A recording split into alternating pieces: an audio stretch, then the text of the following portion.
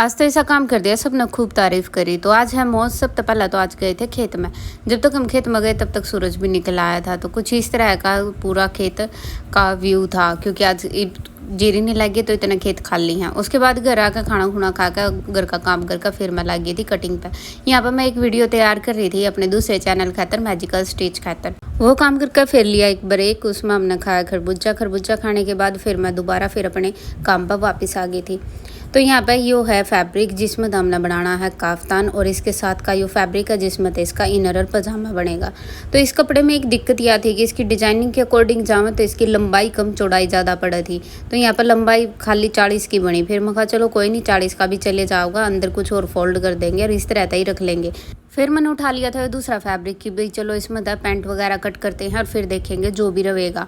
तो यहाँ पर सबसे पहले फिर मैंने इसमें पजामा कट कराया था, क्योंकि इसका पजामा ही बनाना है। तो यहाँ पर पजामा की मेजरमेंट ले ली थी और उसी हिसाब से मैंने कर दी थी यहाँ पर कटिंग पूरी करके फिर मैं आ गई थी मशीन पे कि चलो इसको साथ के साथ स्टिच करते हैं। तो सेम धागा डाला और उसके बाद इसकी सिलाई शुरू कर दी थी। तो सिलाई शुरू करने के बाद कुछ ही देर में ये मेरी बनकर तैयार था। तो यहाँ पर देखो यो है इसके पजामे का लुक। तो यो मेरा पजामा तो यहाँ पर तैयार हो गया है। जो इसका काफ्तान है वो हम कल रेडी करेंगे। तो उसके बाद ले लिया था रेस्ट। ये सुबह जब खेत में गए थे ना तो ये लौकी लेकर आए थे। तो फिर मैंने डिसाइड किया कि आज लौकी की सब्ज़ी नहीं बनाते, कुछ इंटरेस्टिंग सा बनाएंगे। तो फिर मैं उसकी प्रिपरेशन में लग गई थी।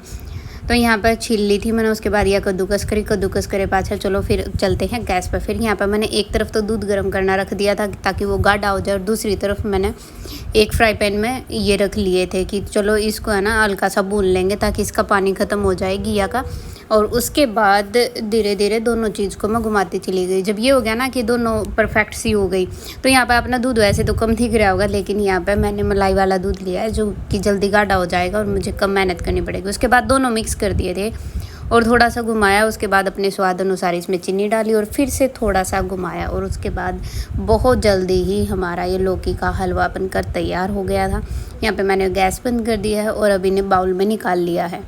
अब आप जैसे चाहो वैसे सर्व कर सको। तो यहाँ पर मैंने पहले तो ये अच्छे से घुमा कर बाउल में निकाल लिया था। बाउल में निकालने के बाद फिर मैंने ऊपर से इस पर डाले थे ड्राई फ्रूट। आपकी जो मर्ज़ी जो आप ड्राई फ्रूट डालना चाहो वो डाल सकते हो। और उसके बाद ये सर्व किया। सच में बहुत अच्छी इसकी खुशबू आ रही थी और इसका टेस्ट भी बहुत लाजवाब था। उसके बाद मैंने सब लौकी का हलवा खिलाया और सब ने मेरी खूब तारीफ़ करी।